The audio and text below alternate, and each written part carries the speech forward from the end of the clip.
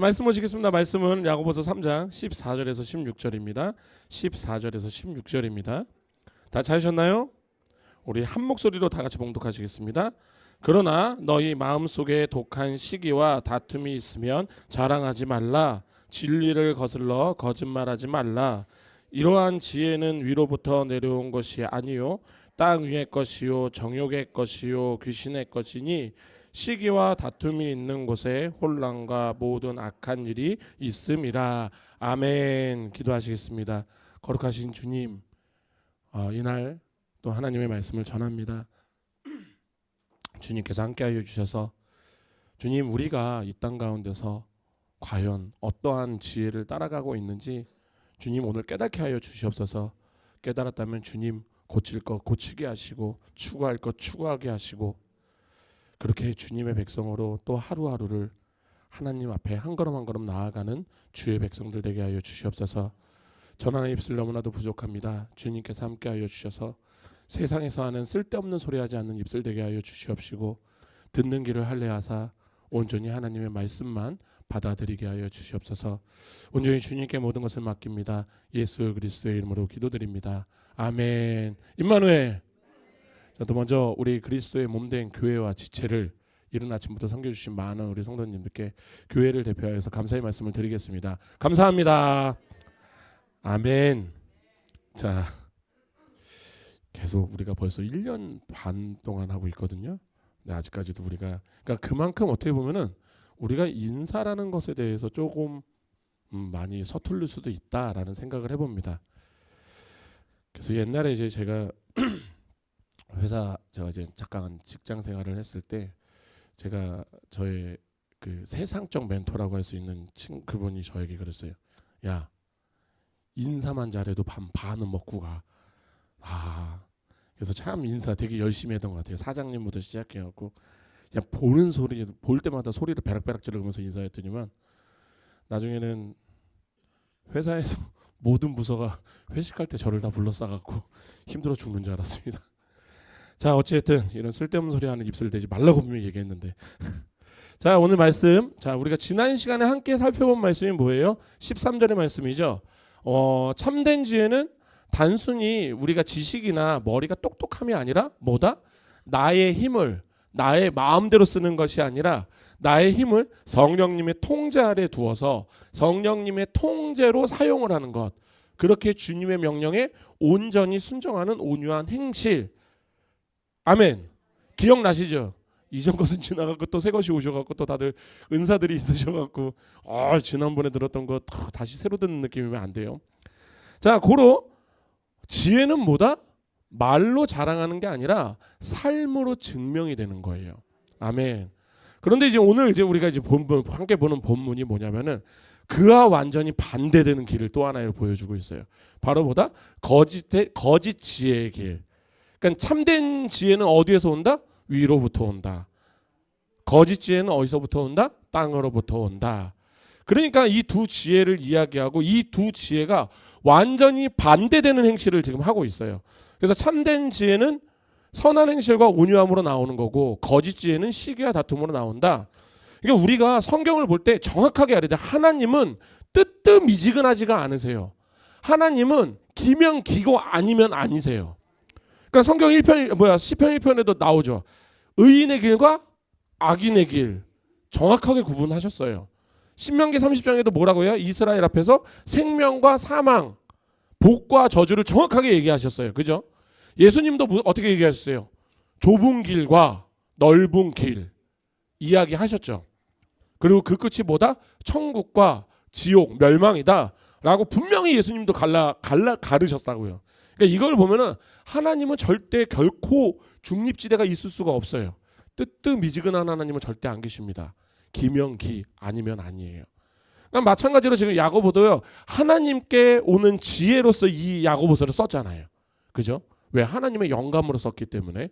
그렇기 때문에 이 본문에서도 정확하게 지혜에 대해서 두 길을 지금 확 열어주는 거예요.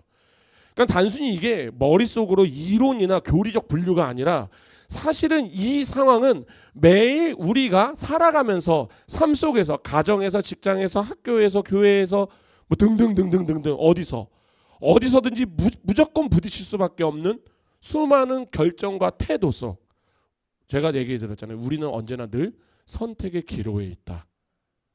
아멘. 그럼 우리가 그때 어떻게 반응을 해야 될까?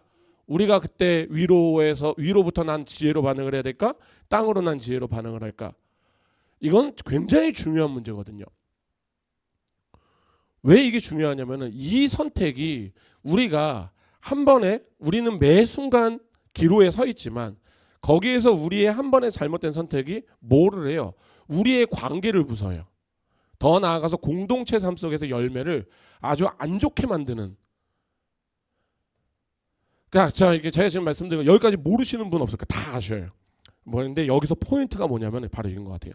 그럼 우리가 이제 위로부터 난 지혜와 땅으로부터 난 지혜를 구별할 수 있냐라는 것이에요. 왜냐하면은 독약을 이렇게 주면서 독약입니다. 드십시오 하면 드시는 분 계세요? 없죠. 쥐약도 이게 쥐가 냄새를 맡으면은 먹을만 하니까 먹는 거예요. 아니 그렇잖아요. 딱 맞네. 야 이건 못 먹겠는데. 야 이거 누가 봐도 몸에 안 좋을 것 같은데 하면 쥐도 안 먹어요. 그래서 쥐약을 보면은 쥐약도 90 몇 프로, 99점 몇 프로인가 90% 이상이 쥐가 좋아하는 냄새와 맛있는 거예요. 0.1%로 죽여버리는 거예요. 그러니까 이런 거예요. 그래서 우리가 영화를 보면은 우리가 첩보 영화를 보고 있으면 갑자기 음료수에다 뭘 타고 해서 이렇게 주면 막 먹잖아요. 그걸 대놓고 독약입니다. 드시고 죽으십시오 하면 아무도 안 죽어요. 이게 제가 왜 이 말씀을 드리냐면 이 땅에서 난 지혜는 언제나 겉으로는 위로부터 난 지혜인 척을 해요. 그렇게 보여요. 그래서 우리가 교회 안에서 또는 어디에서든지 그래요. 나는 옳다. 이런 고집들. 내가 저 사람보단 내가 낫다. 이런 것들. 또 많은 상황 속에서 내가 주도하면서 내가 가져야 된다. 이런 것들. 사실은 이런 것들은 진짜 하늘에서 오는 지혜가 아니에요. 우리가 이렇게 생각하시면 될 거예요. 세상에가 아니라 교회뿐이 아니라 세상에 어디에서도 모든 분란이 어디서 나오는지 아세요? 찬양에도 있어요. 나로부터 시작되리. 근데 이거는 이제 우리가 축복이 나로부터 이제 이거 나로부터 시작되리예요. 바울이 빌립보서 2장 3절에서 이렇게 얘기합니다. 아무 일이든지 다툼이나 허영으로 하지 말고 오직 겸손한 마음으로 각각 자기보다 남을 낮게 여기고. 아멘. 나보다 남을 낮게 여기세요. 이 생각만 가지고 있어도 웬만한 분란은 다 없어져요. 그러니까 제가 왜 이 말씀을 드리냐면 우리가 항상 이 말씀 앞에서 내 자신을 진지하게 점검하지 않으면요, 제가 여기서 백날 지옥 갑니다, 뭐합니다 얘기해도요 안 들으세요. 왜? 이건 내가 내 점검을 안 하면 나하고 상관없는 말씀이 된단 말이에요. 그러니까 지금 우리가 오늘 이 말씀을 듣고 우린 점검을 해야 돼요. 나는 지금 어떠한 지혜로 살아가고 있는가? 과연 내 안에 드러나고 있는 말과 행동들 있잖아요. 이것이 과연 성령의 온유함에서 나오는 건가? 아니면은 자기중심적 욕망, 이 땅의 지혜로 나오는 건가를 우리가 체크를 해봐야 되는 거예요. 그렇기 때문에 오늘 본문은 단순한 이론적 비교를 하는 게 아니에요. 진짜 이 말씀 들으시면서요, 지금 나는 무슨 생각을 하고 있고 내가 어떻게 가고 있는지를 봐야 돼요. 그렇게 봤을 때 그래야지 비로소 내가 고칠 것은 고치고 버릴 것은 버리고 취할 것은 취해서 가는 거예요. 아멘. 그렇게 해서 이제 본문을 볼 겁니다. 14절입니다. 14절 우리가 다 같이 한 목소리로 봉독하겠습니다. 그러나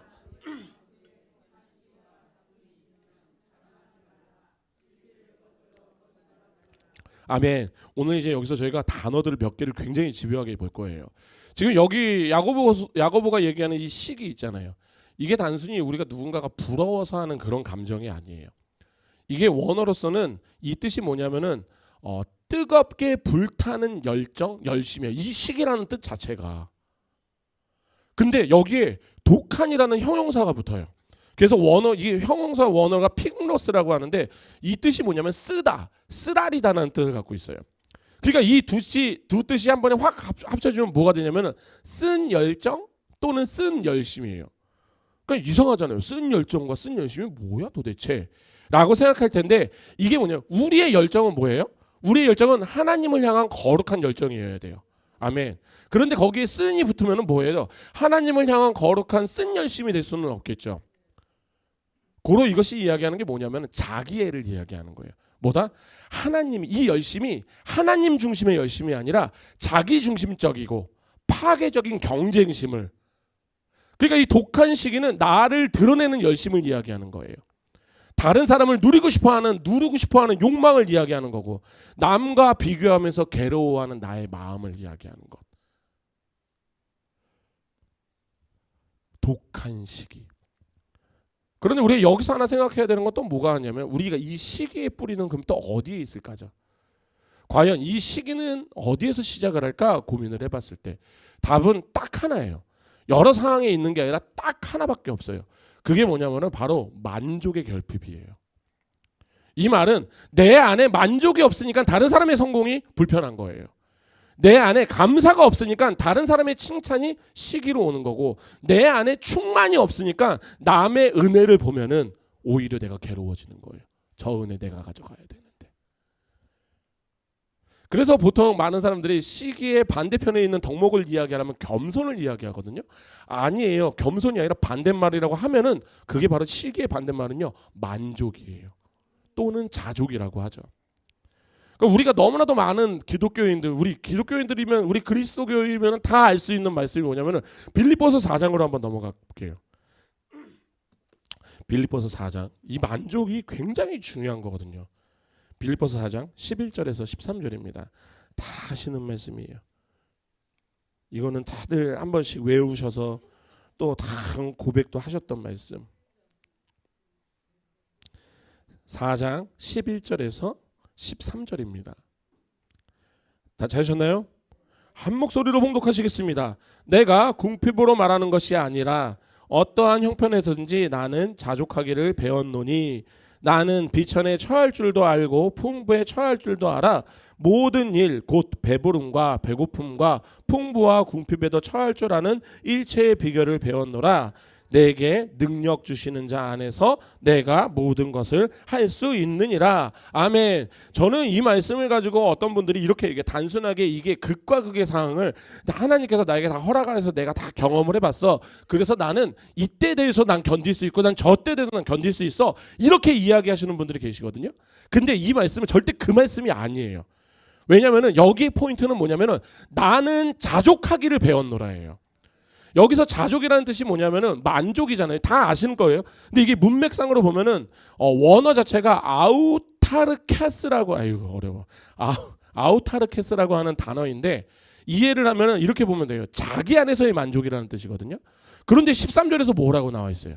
내게 능력 주시는 자 안에서 모든 것을 할 수 있다라고 얘기했죠. 그러니까 고로 여기서 자족은요, 자기 자신이 아니라 그리스도 안에서, 왜? 능력이 거기서부터 왔거든요. 아멘. 그러니까 지금 뭐 얘기하는 건, 바울은요, 자족을 자기 힘으로 담대해졌다, 내가 자족하였다가 아니라 여러 상황을 하나님께서 주셔서 내가 다 겪어봐서 내가 맷집이 좋아졌어, 이 얘기가 아니라 나는 어떠한 상황 속에서도 예수로 만족을 했었다니까. 환경과 상관없는 만족의 삶. 그러니까 이 말씀 있잖아요. 11절 말씀. 어떤 형편에서든지 나는 자족하기를 배웠다. 이 얘기 있잖아요. 이 얘기가 뭐냐면 나는 형편에 따라 내 마음은 요동하지가 않아. 아멘. 12절이 뭔지 아세요? 나는 비천에도 처할 줄 알고 풍부에도 처할 줄도 알아 모든 일 곧 배부름과 배고픔과 풍부와 궁핍에도 처할 줄 아는 일체의 비결을 배웠노라. 이게 뭐냐면은 비천과 풍부, 배고픔과 배고픔과 배부름, 나는 그 안에서도 나는 동일해. 난 동일한 태도를 가질 수밖에 없어. 그게 뭐냐면 13절이에요. 13절이 하이라이트예요. 내게 능력 주시는 자 안에서 내가 모든 것을 할 수 있느니라. 아멘. 초인적인 맷집이 생긴 게 아니에요. 내가 부자였을 때 내가 돈 좀 써봤고, 내가 가난했을 때 돈을 아껴봤다, 이런 게 아니라, 내가 그렇게 해서 막 뭘 해봤다가 아니라 모든 상황 가운데서 나는, 내가 부자였을 때도 나는 하나님으로 만족을 했지 내가 돈으로 만족한 자가 아니야. 난 내가 궁핍에 있을 때도 나는 상황을 본 자가 아니야. 나는 그 안에서도 하나님을 받고 예수 그리스도로 말미암아 만족을 했어. 지금 그 이야기하는 거예요. 어떠한 상황 가운데서도 나는 주로만 만족한다. 그러니까 우리 기독교 안에서의 만족은요, 우리 개혁주의 신학에서의 만족은 딱 하나예요. 하나님 중심적 만족이에요. 이게 우리 교회, 우리 성경, 하나님이 말씀하시는 자족의 본질이에요. 그리고 여기 우리 또 오늘 제가 오늘 이제 어떤 우리 권사님하고 한 분이랑 얘기했는데 이런 거예요. 그 시편 23편이죠. 여호와는 나의 목자이시니 내가 부족함이 없으리로다. 아멘. 이 이야기는 아주 간략한 고백인데요, 성경의 모든 핵심을 한 번에 감축한 말씀이에요. 주가 내 목자이시니 나는 부족함이 없으리로다. 그런데 참 우리는 간혹가다 부족함이 참 많죠. 그래서 우리가 하루하루 하나님을 보려고 해야 돼요. 바로 이거예요. 우리가 시기를 이길 수 있는 방법이 딱 하나밖에 없는 게 뭐냐면 하나님으로의 만족이에요. 하나님 안에서 이미 충만하다면 다른 사람의 성공은요, 나의 결핍이 아니라 내 기쁨이 되는 거예요. 더 나아가 남의 은혜는요, 시기의 대상이 아니라 내가 함께 찬양할 수 있는 이유가 될 수 있는 거예요. 그래서 제가 예전에 말씀드렸잖아요. 우리가 어떠한 상황 속에 처하게 되면은 해결이 안 되는 많은 상황들이 있으면은 우리가 그때 실수하는 게 뭐냐면은 상황 속에 이렇게 매몰이 되거든요. 근데 거기에서 우리는 항상 우리가 해야 되는 것은 하나님으로 나올 생각을 해야 되는 거예요. 사탄이 가장 우리를 넘어뜨리기 쉬운 방법이 뭐냐면은 하나님을 까먹게 하는 거예요. 우리는 하나님을 까먹으면 그때부터 환장을 미쳐요. 막 어떻게 될지를 몰라.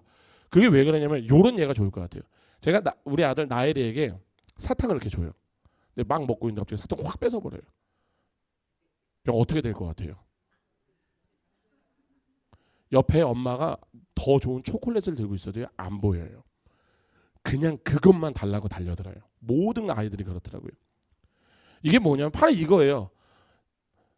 사단은요, 우리 앞에 항상 뭐를 하나를 뺏어가거나 뭐를 하나 던져놔요. 그러니까 우리가 물질을 이렇게 생각하죠. 축복이라고 생각하시는 분인데 물질은요, 축복과 함께 시험이에요. 우린 그거 기억을 하셔야 돼요. 물질 받아 좋다 하고 있는데 그러다가 나중에 물질로 한 방에 훅 가요. 훅 간다 이런 소리 하면 안 되는데. 그러니까 우리가 얼마나 아이 같으냐면은 사단이 우리 앞에다 뭐 하나를 툭 던져놓거나 뭐 하나를 툭 뺏어가잖아요.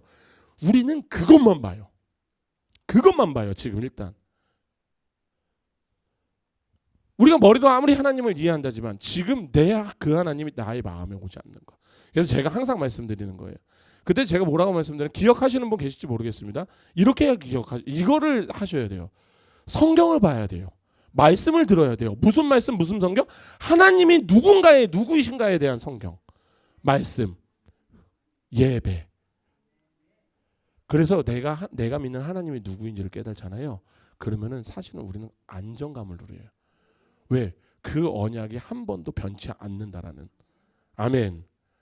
그렇기 때문에 우리가 그 안에서 그러니까 우리가 평안을 오해를 자꾸만 해요. 하나님, 주님 평안을 주세요. 그러면은 마치 내 삶에서 앞에 있는 모든 것들이 다 없어질 거라 생각해요. 여호수아만을 보더라도 여호수아가 가나안 땅을 점령하기까지 모든 게 전쟁이었어요. 우리가 그 이야기는 반대로 얘기하잖아요. 우리가 천국 가는 그날까지 우리는 계속 전쟁이에요. 하나님은 한 번도 전쟁을 제하여 주신다는 얘기를 하신 적이 없어요. 내가 너네들 앞에서 전쟁을 없애줄 거야 얘기한 적이 없어요. 무슨 얘기를 하시냐면 내가 너희들을 그 전쟁 가운데서 내가 일할 거야. 그래서 내가 너희를 꼭 승리하게 할 거야. 이게 하나님이에요. 그러니까 우리가 이 하나님을 믿는다면은 나는 안전한 것이고 고로 나는 만족하는 것. 아멘. 그러니까 우리가 이 독한 시기, 이 시기에 대해서 우리는 굉장히 많은 생각을 해야 돼요. 자, 두 번째 특징이 뭐냐면 독한 시기 다음으로 뭐가 나오죠? 본문으로 다시 넘어가면 다툼이 나와요. 우리가 사실 이것을 오해를 많이 하는, 다툼하니까 왠지 싸우는 거 생각하시는 분들이 많은데 이 다툼이라는 단어 자체가 원어로는 에리데이아라고 해요. 뭐냐면 이게 단어가 어디에서 나왔냐면 고대 그리스에서 품꾼들이 돈을 벌기 위해서 자기의 이익을 추구하는 태도에서 유래가 된 단어가 이 단어예요. 그러니까 뭐다? 자기의 목적의 이익을 위해서 수단과 방법을 가리지 않고 밀어붙이는 이기적인 야망. 그래서 이 뜻 자체가 뭐냐면, 이 다툼의 뜻 자체가 뭐냐면은 비열한 본성, 이기주의예요. 그러니까 우리가 근데 보통 다툼하면은 왠지 가서 머리끄댕이 잡고 막 싸우고 막 욕하고 막 이러는 걸로 생각하고 몸싸움하고 이런 거 생각하는데 그게 아니에요. 여기에서의 다툼은 뭐다 그러면은 이거예요. 자기 생각과 주장을 끝까지 고집하는 태도. 내 목적을 위해서 다른 사람을 끌어내리는 행동들. 나와 생각이 다 같은 사람들끼리 묻고 다른 사람을 배제하는 당짓기, 파벌을 나누는 거. 이게 다툼이에요. 그래서 고린도전서 3장 3절에서는 바울이 이렇게 얘기해요. 너희는 아직 육체에 속한 자로다. 너희 가운데 시기와 분쟁이 있으니 너 어찌 육신에 속하여 사람을 따라 행함이 아니리요. 이렇게 나오거든요. 그러고 나서 4절을 보면은 뭐냐면 너 아볼로파, 니파, 네파, 쪽파 다 나와요. 막 부추, 야, 넌 부추인데 왜 쪽파인 척하고 있어? 막 하고 막 싸고 막 바울파냐 막 싸운단 말이에요. 4절부터는. 근데 왜 이게 생기냐는 거예요. 하나밖에 없다니까요. 이게 바로 시기와 질투 때문이에요. 고로 뭐예요? 네가 잘났냐, 내가 잘났냐. 제가 아까 말씀드렸죠. 독한 시기가 뭐다? 자기 중심적.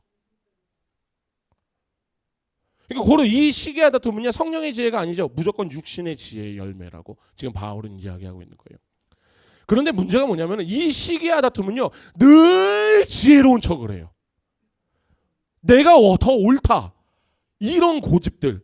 내가 앞장서야 된다. 이런 자기 주장들. 내가 더 낫다. 내가 남을 낮게 여기랬더니만 남을 낮게 여기고 자기를 낮게 여기는 자들.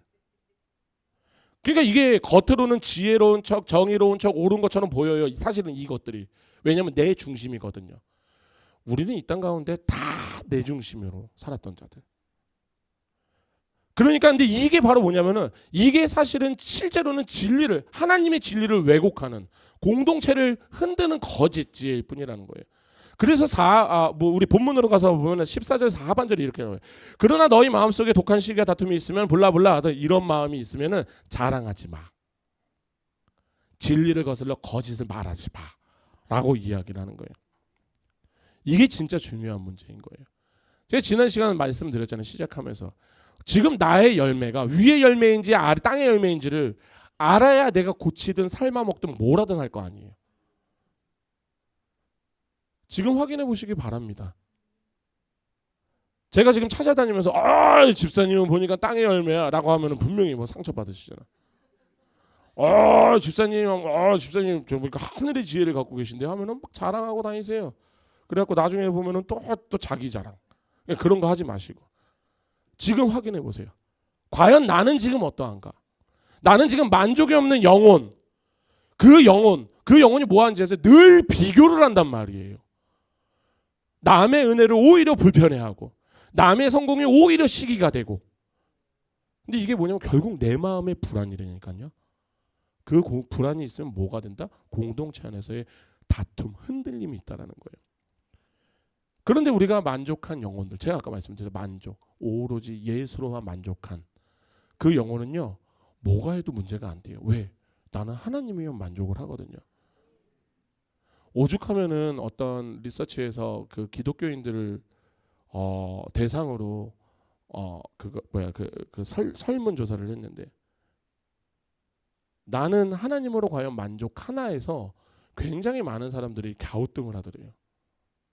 그러니까 이게 진짜 심각한 문제예요. 그러니까 우리가 이런 것들이 있는 것 같아요. 그냥 만약에 혹시나 가족이나 친구나 또는 우리가 이 교회 안에서도 야 누가 이번에 승진했다더라. 야 누가 이번에 누구 자녀가 좋은 대학 갔다더라. 결혼을 잘했대.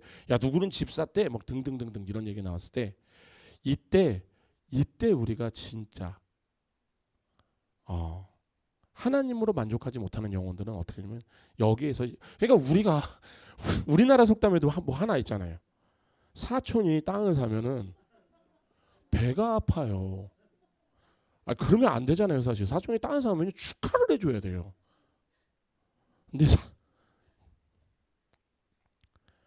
근데 진짜 우리가 하나님으로 만족하면요, 우리는 그런 상황을 보는 자가 아니에요.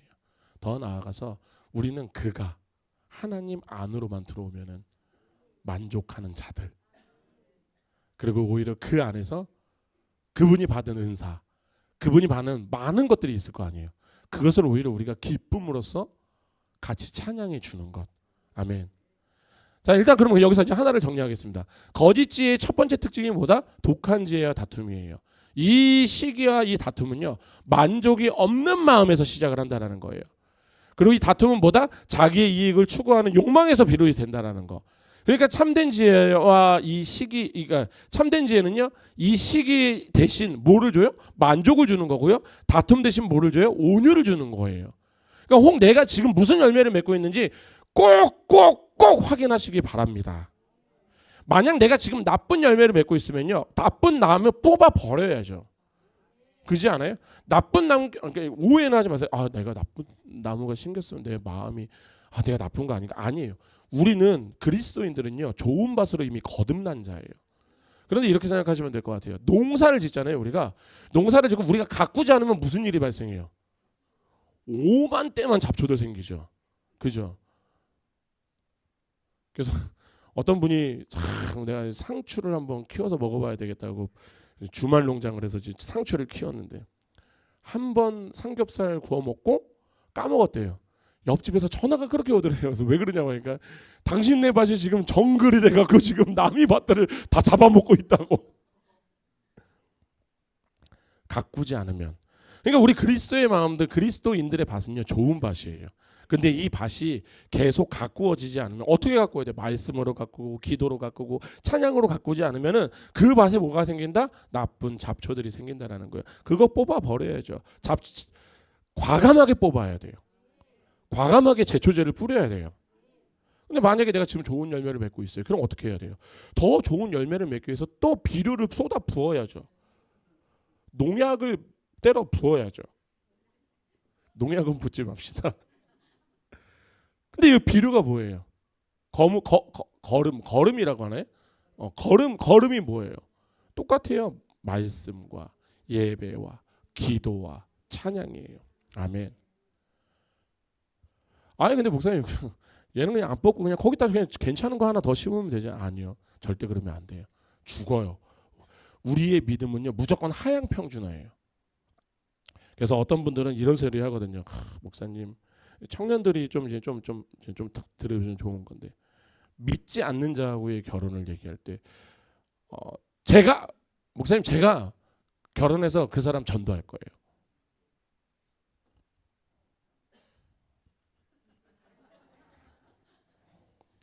저는 그런 친구한테 그런 얘기 하거든요. 난 네가 결혼하고 주일이나 제대로 지켰으면 좋겠어. 믿음은 하향 평준화예요. 믿음은 상황 평준화가 될 수 없어요. 그래서 우리가 사람을 만나거나 할 때도 항상 주 안에서 만나려고 노력을 많이 해야 되는 거예요. 자, 어쨌든 우리가 그것을 뽑아야 된다. 그 이유가 뭐냐면 바로 15절이에요. 이렇게 말합니다. 이 지혜는 위로부터 내려온 것이 아니요 땅 위의 것이요 정욕의 것이요 귀신의 것이니. 아멘. 지금 야고보는요, 거짓 지혜의 출처를 정확하게 밝혀요. 세 가지를. 그리고 이 세 가지는 점점 깊은 타락의 단계로 이어지는 거예요. 자, 먼저 땅의 것이라고 얘기했습니다. 땅의 것이 이게 뭐 문자적으로도 지상의 땅에 속한 것이라고 얘기하는 거예요. 그러니까 이것을 우리가 간단하게 생각하면 돼요. 이 이야기는 뭐냐면 하늘의 지혜가 아니라 너희들이 갖고 있는 그 지혜 있잖아. 그 지혜는 세상의 가치관에서 나온 지혜라니까. 그러니까 우리가 이 지혜를 보고 있으면 사실 우리 인간의 눈으로는 이 땅에서 나온 지혜는요, 굉장히 늘 현실적이고 굉장히 실용적이죠. 왜? 난 당장 이 땅에서 살아가야 되는데. 왜? 이 지혜는 이 땅에 있는 성공의 원리를 따른 지혜거든요. 그렇기 때문에 이 지혜는 뭐예요? 항상 그래요. 이 지혜는 남보다 내가 앞서야지 살아날 수 있는 지혜예요. 경쟁에서 이기려면요, 거짓말쯤은 괜찮아요. 그리고 심지어는 야, 어떻게 정직하게 이 땅을 살아가냐. 그런데 성경은 어떻게 얘기하면, 성경은 요한일서 2장을 볼게요. 요한일서 2장으로 넘어갈게요. 요한일서 2장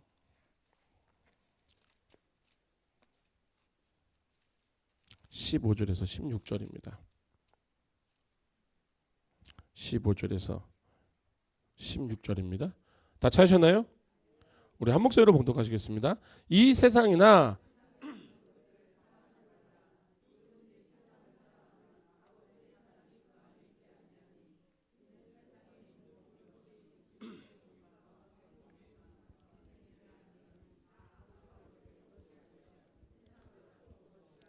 아멘. 지금 이 말은요, 땅의 지혜는 이 땅 살아가는 우리들에게는 굉장히 지혜로운 게 보인다라는 거예요.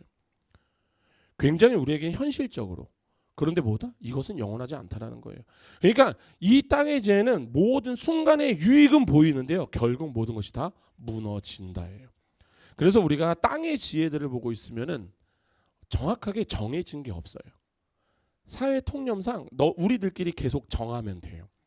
그러니까 간통죄가 갑자기 없어졌잖아요. 그렇지 않나요? 이제 동성애가 죄가 아니라니까요. 사실은 지금도 굉장히 많은 나라에서 동성애를요, 죄로 취급해서 심지어 형사처벌이 가능했어요. 우리나라도 얼마 전까지, 제가 알기로는 우리나라도 얼마 전까지 형사처벌이었어요. 원래 이 동성애는 원래 형사처벌 대상이었어요. 그런데 어느 순간부터인가 사회가 합의를, 그러니까 이게 뭐냐면 이 세상의 진리는 뭐예요? 그냥 머릿수만 많으면 괜찮은 거예요. 갑자기 악이었다가 선이 되고 선이었다가 악이 되는, 이게 세상의 진리. 그런데 우리의 진리는 뭐예요? 하나님의 진리는 뭐예요? 변하지 않는 거. 아멘. 이거 꼭 기억하셔야 돼요. 자, 두 번째는 이겁니다. 정욕의 것. 정욕의 것이라고 하는데 헬라어로는 푸시키코스. 그래서 저는 이게 헬라어나 히브리어를 연구하시는 분들은 분명히 하나님께서 주신 은사예요. 그분들이 쓰신 거를 제가 그냥 쓰는 게 제일 편하겠다라는 생각 많이 해요. 어쨌든 이 뜻이 뭐냐면은 천성적이다예요. 육적이다. 이게 뭐냐면은 영에 속하지 않고 나의 육의 본성에 속하였다라는 뜻이에요. 그러니까 다시 말해 뭐예요? 인간이 성령이 아니라 나의 본능대로 움직인다라는 거예요. 그러니까 이 지혜의 기준이 뭘까요? 그러면은 이 지혜의 기준이 뭘까요? 감정이에요. 욕망이에요. 내 감정과 욕망. 내가 하고 싶은, 지금 이 세상이 그렇잖아요. 내가 하고 싶은 거를 해야 돼요. 그렇지 않아요? 내 감정이 제일 옳고요, 내 욕망이 기준이 되는 거예요. 그래서 예레미야서 17장 9절에서 이렇게 얘기합니다. 만물보다 거짓되고 심히 부패한 것이 뭐다? 마음이라. 니들 마음이야. 그러니까 우리가 본성을 그대로 따르는 지혜는요, 반드시 왜곡과 죄로 이어지는 거예요. 그래서 고린도전서 2장 14절에 바울이 이렇게 얘기합니다. 육에 속한 사람은 하나님의 성령의 일들을 받지 아니하나니 이는 그것들이 그에게는 어리석게 보이며 또 그는 그것들을 알 수도 없나니 그러한 일은 영적으로 분별이 되니라. 아멘. 여기에서 지금 말씀은 육에 속하는 이라는 뜻이잖아요. 이게 바로 정욕의 것하고 똑같은 단어예요. 그러니까 이 정욕의 지혜 있잖아요. 이거는요, 우리 인간적으로는 매우 자연스럽고 지혜로워 보이는 건데 영적으로는 뭐다? 가장 미련한 것. 아멘. 그리고 마지막으로는 야고보가 이렇게, 이 거짓의 지혜는 누구의 것이다? 귀신의 것이라고 규정을 합니다. 그래서 이게 원래 킹제임스, 이게 원래 뜻 자체가 악령에 속한 마귀적이에요. 그래서 저는 킹제임스 버전이 해석은 맞아요. 그래서 킹제임스에는 이렇게 나와요. 마귀에 속한 것이니라 이렇게 해석을 해버렸는데 저는 이게 맞다고 생각을 해요. 근데 어쨌든 이런 거예요. 시기와 다툼 이런 것들은요, 그러니까 결국에 뭐냐면 단순한 성격의 문제가 아니라 심리의 문제가 아니라니까요. 그 배후에 누가 있다고요? 사단이 있다고요. 사단이 기뻐하는 영적 세력이 있다고요. 그러니까 사단이 교회를 무너뜨리는 방법을 우리는 오해를 하시면 안 돼요. 사단이 교회를 무너뜨리는 건요, 밖에서의 공격이 아니에요. 사단의 공격은요, 안에서부터 시작을 하는 거예요. 내부 안에서 시기와 다툼을 통해서 교회를 찢어버린단 말이에요. 그리고 교회가 찢어지고 그렇게 가정이 찢어지는 거예요. 성도가 갈라지는 거. 그러니까 우리 교회가 가장 무너지기 쉬운 게 바로 내부의 싸움. 그래서 제가 교회 안에서 있잖아요, 파벌 나누고요, 시기와 다툼을 가진 자들을 정확하게 말씀드릴 거예요. 그들은요, 사탄의 꼭두각시인 거예요. 그리고 사탄은 이것을 보고 가장 즐거워해요. 왜? 내가 이들을 내 꼭두각시로 만들었으니까 이들이 지옥 가니까? 아니요. 그들이 만약에 선택받은 백성이면 나중에 하나님이 그들을 두둥겨 패서라도 끌고 오실 거예요. 그런 게 아니라 사람의 문제가 아니에요. 사단이 가장 기뻐하는 일은 뭐냐면요, 하나님의 마음만 찢어지면 돼요. 하나님의 마음만 찢어지면 돼요. 예수 그리스도의 몸된 곳이 어디예요? 교회죠. 교회가 찢어지면 누가 찢어지는 거예요? 예수님이 찢어지는 거예요. 고로 이 상황에서 가장 가슴 아프고 슬픈 게 누구예요? 물론 우리일 수도 있어요. 우리도 가슴 아프죠. 담임 목사님 저도 너무 가슴 아프죠. 우리 장로님들도 가슴 너무 아플 거고 안수 집사님도 우리 집사님도 그리고 우리 심지어는 청년들 우리 아이들 하준이 하영이까지도 다 가슴 아플걸요. 서아까지 다. 그런데 가장 가슴 아픈 게 누굴까요? 바로 하나님이에요. 내 아들 죽여서 세운 교회가 찢어져 버리거든요. 그래서 사단이 가장 기뻐하는 게 뭐다? 분열이에요. 우리 교회는 제가 그런 분이 안 계실 거라 믿고 있기 때문에 제가 당당하게 더 한번 말씀드리겠습니다. 교회 안에서요, 자기 파 만들고 당 짓고 이러는 분들 있잖아요. 그 사람들 하는 모든 행동들 다 100% 마귀의 짓이에요. 꼭 조심하셔야 돼요. 그래서 바울은요, 에베소서 6장 12절에 이렇게 얘기합니다. 우리의 씨름은 혈과 육을 상대하는 것이 아니요 정사와 권세와 이 어둠의 세상 주관자들과 하늘에 있는 악한 영들을 상대합니다. 아멘. 따라서 이 귀신의 지혜, 이 마귀의 지혜는요, 하나님의 나라를 세우는 것이 아니라 사탄의 나라를 확장하는 도구가 되는 거예요. 자, 이제 두 번째로 정리를 해보겠습니다. 15절에서 야고보가 보여주고 있는 거짓 지혜의 뿌리는 가만 보면 단계적으로 더 깊어지는 거예요. 첫 번째는 뭐예요? 땅의 것. 땅의 것이 뭐다? 세상의 가치를 따르는 것. 왜? 이것은 매우 우리에게는 현실적이고 실용적으로 보이나 그런데 하나님 중심이 아니라는 거예요. 두 번째, 정욕의 것이 있어요. 성령이 아니라 본성의 충동을 따라서 움직이는 것. 감정과 욕망이 기준되는 이 지혜. 우리의 지혜는 뭐라고요? 성령 아래의 통제를 받는 게 지혜라고요. 아멘. 그리고 마지막으로 귀신의 것, 이 사탄의 것. 사탄의 역사로 인하여서 분열과 혼란을 일으키는. 그러니까 거짓 지혜의 뿌리는요, 철저하게 하나님 중심이 아니에요. 우리 중심이에요. 나 중심. 성령의 다스림이 아니라 나의 본성의 다스림. 그리고 마지막에 누구예요? 이렇게 살고 있으니 사탄이 얼마나 데리고 다니기 좋아요. 써먹기가 얼마나 좋아요. 안 그래요? 근데 이 짓을 누가 가장 먼저 했어요? 이 땅 가운데 이 짓을 가장 먼저 한 자들이 있어요. 아담과 하와. 그래서 이 자기애가 뭐다? 원죄라는 거예요. 그러니까 우리가 진짜 날마다 성령 앞에서 내 자신을 점검하지 않잖아요. 그럼 내가 지금 땅의 것을 따라가고 있는지 하늘의 것을 따라가고 있는지 모른다는 거예요. 자, 그리고 이제 마지막입니다. 마지막으로 16절입니다. 시기와 다툼이 있는 곳에는 혼란과 모든 악한 일이 있습니다. 아멘. 지금 야고보는요, 거짓 지혜가 반드시 나타내는, 이 거짓 지혜로 인하여서 반드시 나타나는 결과를 두 가지로 정리를 하는 거예요. 뭐냐면 첫 번째가 뭐예요? 혼란. 이 혼란이라는 단어 자체가 불안정하다, 무질서하다, 분열을 뜻하는 건데, 이게 바울이 그래서 고린도전서에서 이렇게 얘기를 해요. 이거 갖고 하나님은 무질서의 하나님이 아니요 오직 화평의 하나님이시니라. 아멘. 이 이야기가 뭐냐면 하나님이 주시는 지혜의 열매는요 언제나 질서와 화평이에요. 근데 땅의 지혜는요, 땅의 지혜가 자리를 잡으면은 가장 먼저 나오는 게 뭐다? 혼란과 분열이에요. 그래서 가정, 교회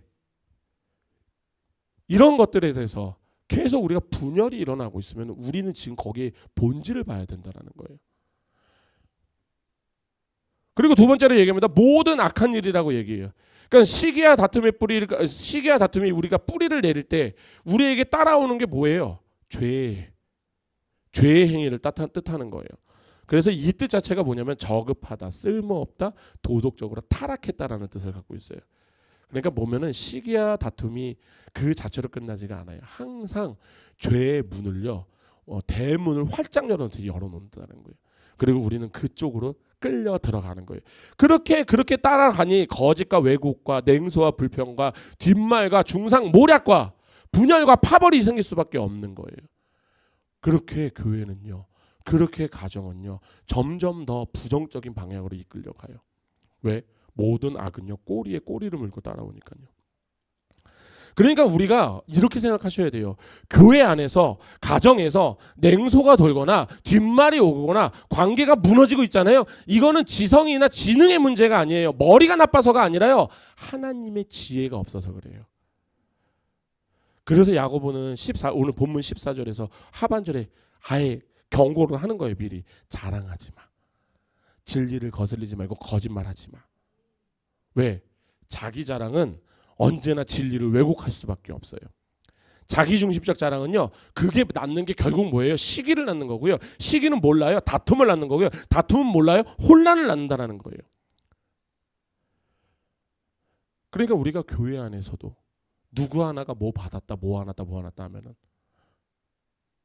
그러니까 우리가 이런 것들, 그래서 이런 거죠. 내가 더 기도 많이 하는데 왜 저 사람만 인정을 받지부터 시작해갖고, 어떤 분들은 내가 이렇게 봉사를 하는데 왜 나는 이렇게 살고, 왜 저 사람은 봉사도 안 하는데 왜 저 사람은 잘 되는 것 같고, 이런 마음 깊어지면은 봉사의 자리에서 뭐가 나을 것 같아요? 다툼밖에 안 나와요. 그리고 이 다툼은 뭐다? 공동체의 질서를 흔들고, 공동체의 질서가 흔들리면 뭐가 온다? 혼란이 오고, 혼란이 오면 뭐가 된다? 개판 5분 전 되는 거예요. 제가 이게 심한 말을 하긴 하는 건데 개판 5분 전 되는 거예요.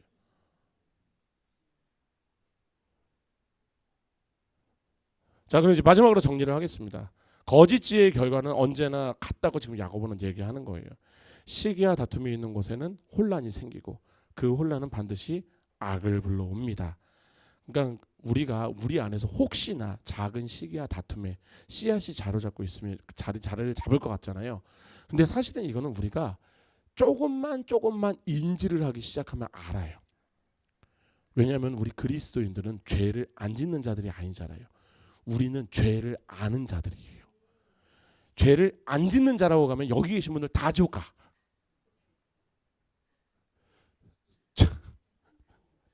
아니에요? 오늘 주일 아침에 집에서 출발하시면서 여기까지 오시면서 죄 몇 개 지으신지 한 번씩 속으로 한번 생각해 보세요. 죄를 안 지은 자가 없어요. 세상은요, 근데 문제는 뭐냐면 세상은 죄를 지어도 죄를 지었다 얘기하지 않아요. 근데 우리는요, 죄를 지으면은 죄를 지었다 고백을 해요. 그리고 하나님께 다시 나가요. 그게 그리스도인이에요. 그러니까 제가 누누이 말씀드려요. 그리스도인들은 착한 사람들이 아니에요. 그리스도인들은 죄를 아는 자들. 아멘. 그러니까 제가 말씀드릴게요. 제가 왜 계속 자신을 점검해야 된다, 우리가 말씀 앞에서 나를 세워야 된다. 제가 만약에 찾아다니면서 집사님 내가 봤을 때 큰일 났어, 회개하시고 며칠 동안 금식하시면서 그 기도하세요, 이런 얘기는요 씨알도 안 맥히는 소리예요. 그 제가 어차피 그런 얘기 해봐야 어떤 분은 이럴걸요. 지나 잘하지. 내가 봤을 때 니나 나나. 그래서 제가 계속 말씀드리는 거예요. 무조건 말씀으로 자신을 세우세요. 말씀 안에다가 자기를 넣으세요. 그러고 보셔야 돼요. 그렇게 보면요 진짜 내 안에 뭐가 생기는지가 보여요. 하나님이 우리에게 그렇게 해주셨어요. 그렇게 됐을 때는 우리가 어떻게 해야 돼요? 그것을 단단 제거할 수 있는. 제가 예전에 잠시 이제 밭을 일구는 때가 있었는데, 그때 가장 좋은 게 뭔지 아세요? 씨앗이 싹을 트기 전에 죽이는 거예요. 그래서 발화 억제제 그런 게 있어요. 그래서 땅을 일구고 나서 항상 발화 억제제를 먼저 뿌리잖아요. 그곳에서는 풀이 안 나요. 한 몇 달 동안은. 그냥 그거예요. 발화 억제제가 뭐예요? 말씀이라니까요. 발화 억제제가 뭐예요? 기도라니까요. 그렇게 나아가는 자가 내 자신이 자랑이 되겠냐고요. 자랑 안 된다고요. 자, 이제 말씀을 정리하겠습니다. 제가 너무나도 사랑하는 우리 주사랑 교회, 우리 성도 여러분, 지금 야고보의 메시지는 간결하지만 너무 분명해요. 자기 중심의 영리함은 분별이 아니라 분열을 만든다라는 거예요. 세상은요 더 똑똑해야지 잘 사는 거예요. 근데 성경은요 온유한 지혜가 있어야지 그래야지 산다고 말씀하고 있어요. 그렇기 때문에 우리가 믿음 생활을 하면서 교회 안에서 냉소와 뒷말과 파벌 이런 것들은 머리의 문제가 아니라 마음의 문제, 곧 지혜의 부재라는 거예요. 그러니까 우리는요 철저하게 우리 한 사람 한 사람 다 점검하셔야 돼요. 내 안에서 있는 이 열심이 과연 하나님을 향한 열심인가, 아니면 나를 드러내고 있는 경쟁심인가. 지금 내가 하는 이 주장이 성령 안에서의 다스림 안에 있는 주장인가, 아니면 지금 내 욕망을 관철하기 위하여 사고 있는 고집인가. 이것을 알고 있으면, 이것을 점검을 하면요 지금 내가 하고 있는 지혜가 하늘의 것인지 땅의 것인지 분별이 될 겁니다. 저는 그렇게 우리 교회 성도님들이 모든 우리 여러분들이 위로부터 오는 지혜를 구하였으면 좋겠어요. 그렇게 우리의 말과 행동 알게 모르게 사실 그렇잖아요. 말이라는 게 나의 의도와는 다르게 다른 사람에게 상처를 줄 수 있다니까요. 그런데 그런 거잖아요. 아유 나는 그런 의도가 아닌데 뭔 소리예요. 이미 돌 던져서 머리가 터져갖고 사람은 아이고 이러는데 난 그런 의도로 던진 적이 없어. 나는 좋은 의도로 던졌다니까? 그럼 그 사람이 아이고 좋은 의도로 던져갖고 제가 머리가 터졌네요. 뭐 괜찮네. 제가 이해했어. 이렇게 끝날 것 같아요. 아니라니까요. 상처는 그렇게 시작을 하는 거예요. 그러니까 제가 계속 누누이 말씀 말 조심하라는 거예요. 바로 그런 거예요. 말뿐이 아니라 행동도 모두 다 똑같아요.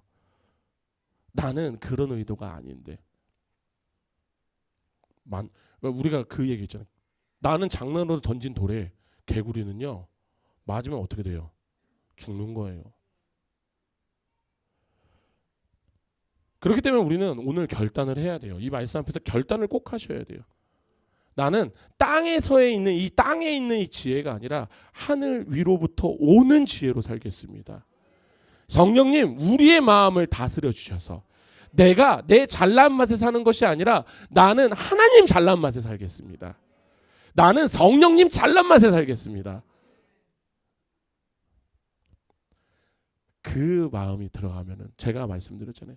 남이 저보다 낫다라고 느껴진다니까요. 낫다가 아니라 낫다라고요. 나보다 낫다라고요.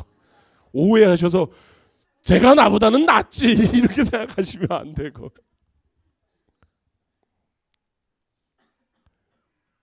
성령님이 다스리시면은 내 주변에 계신 저는 그래서 우리 교회 모든 성도님들이 전 저보다 낫다라고 생각하려고 노력하고 있습니다.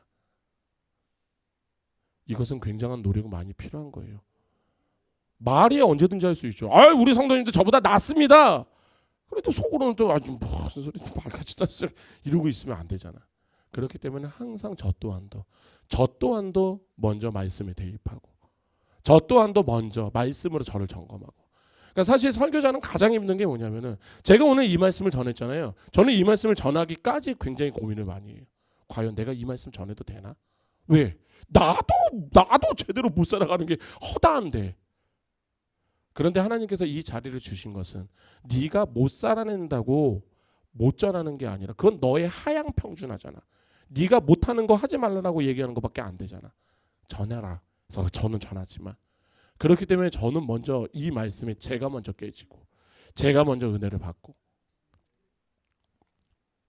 그렇게 저와 동일하게 하나님의 은혜가 하나님의 축복이 하나님의 깨달음이 우리의 가정과 교회와 일터에서 풍성히 열매 맺기를 예수님의 이름으로 축복합니다. 기도하시겠습니다. 사랑과 진리의 하나님 아버지, 오늘 말씀을 통하여서 우리 안에 자리한 우리 안에 자라난 자리한 땅에서 난 이 지혜의 정체를 보게 하심에 감사를 드립니다. 겉으로는 옳아 보이지만 그 속에 시기와 다툼, 자랑과 거짓이 있음을 고백합니다. 거룩하신 주님, 이 시간 우리의 마음을 새롭게 하여 주시옵소서. 주님, 우리의 열심이 쓴 열심이 되지 않게 하시고 우리의 지혜가 세상의 계산과 이익이 아닌 위로부터 난 하나님의 지혜로 바뀌게 하여 주시옵소서. 그렇게 성령님께서 우리의 마음을 다스리시사 시기 대신 감사를, 다툼 대신 화평을, 자랑 대신 겸손히 흐르게 하여 주시옵소서. 그렇게 우리 한 가정, 우리 교회, 더 나아가 직장과 사업장과 일터의 모든 곳에서도 주님의 평강으로 세워 주시옵소서. 이제부터 우리의 모든 말과 생각이 주님의 영광을 드러내는 도구가 되게 하여 주시옵소서. 날마다 위로 난 지혜로만 사는 자들 되게 주여 그렇게 우리 주사랑교회에 이끌어가 주시옵소서. 온전히 주님께 모든 것을 맡깁니다. 예수 그리스도의 이름으로 기도드립니다. 아멘.